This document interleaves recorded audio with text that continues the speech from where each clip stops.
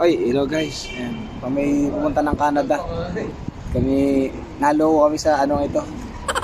Akala namin ay 3 months, yung pala 2 days lang. Dito yan ako. A few moments later. Guys, Motor ba? ay nga pala yung aming haunted guys. Ay, haunted house. Nabigo yung namin ni Ayan. Akala namin dito na kami. Atid kami guys. Akala namin dito eh. Akala namin dito. Nabigo ang pangarap ni Ayan. Guys. Yan. Sa ibabaw na yun sa akin. Kanina yung sakong yun. Kanina ba ito sako? Atin yan. A few moments later. Hello guys, nandito na kami sa Unit 5 sa Qingqiangshu Street. Parang Felix, ayaw talagang humawalay. Talagang magkasama pa rin kami sa unit guys. Nandun yung dalawang kasama natin sa loob. Dinala na doon. Yan sila, sa Unit 5 sila guys. Ang taas ito guys. Yan na, ayaw talagang mahiwalag sa luto ko ito. Makasabihin tayo yan. Yan guys, dito kami. Building 9. Ah. Building 4. 5th floor. 508. Ano lang yata ito? Basa tulog pa lang. Magkasama tayo senior.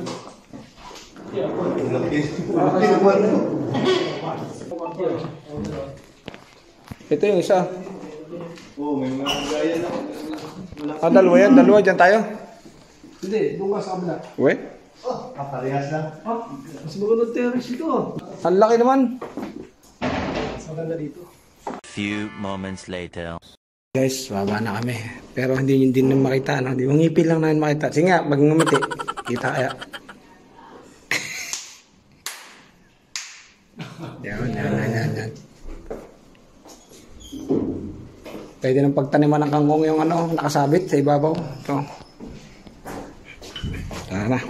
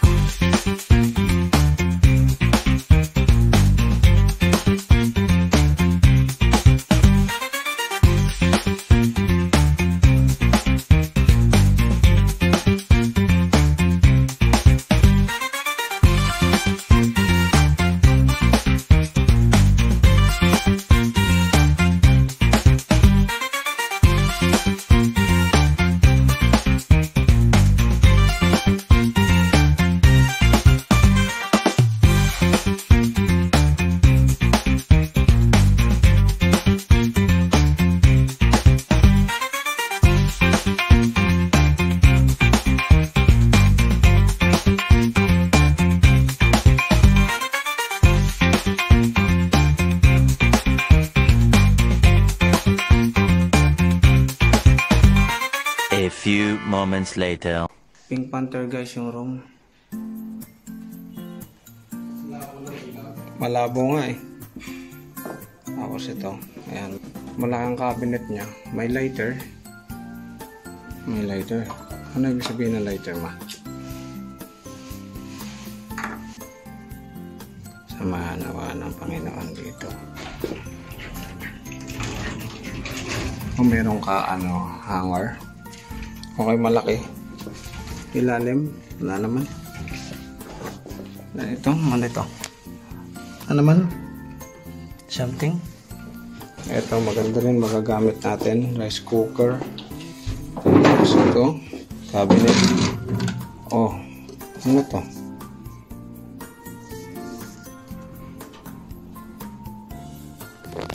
Hindi natin alam ito. Pero parang sa mukha ito. Naiwan na rin dito. Magagamit pa. Tingnan natin sa kabila. Ano to?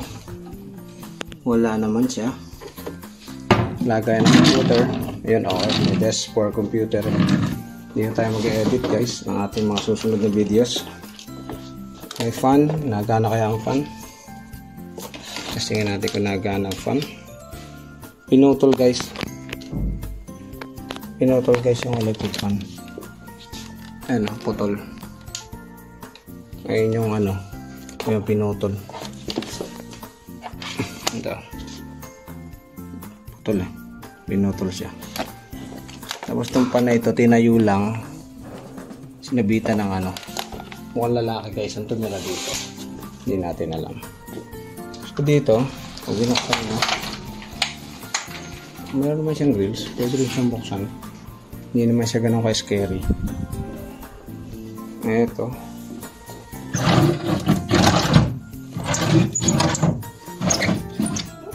Ito. Oh, may lighter na naman. Natin ang lighter. Ano kaya nagsasabihin lighter? Yan, ito. Yung ilaw sa labas ang wala. Medyo malabo yung ilaw guys. Yun ang ano natin dito. Concern natin. Lalagay tayo ng ibang ilaw. Kasi malabo. Ilaw ang kailangan natin sa bahay at sa kwarto na to. So yun guys, ito ang ating room ngayon. Hindi natin alam kung hanggang kailan tayo dito, pero ito ang ating ayusin. Ito ang room natin. Yan ang ano, lagay natin mga gamit. Ito pwede tayo magsapra dito. Ayan. Ito yung iniwan, pero electric pa din natin magagamit, so kailangan natin ilabas yan. Kalat lang yan. Kama, matigas. Matigas yung kama. Matigas yan.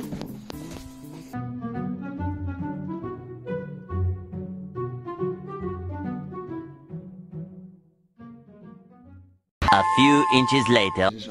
This is my first night here in this room. Hindi pala night kasi it's 6 o'clock already. So natapos yung ensayo namin ng 5 o'clock in the morning. Yung aming sound check. Kasi mamaya tutugtog na kami. So ayan.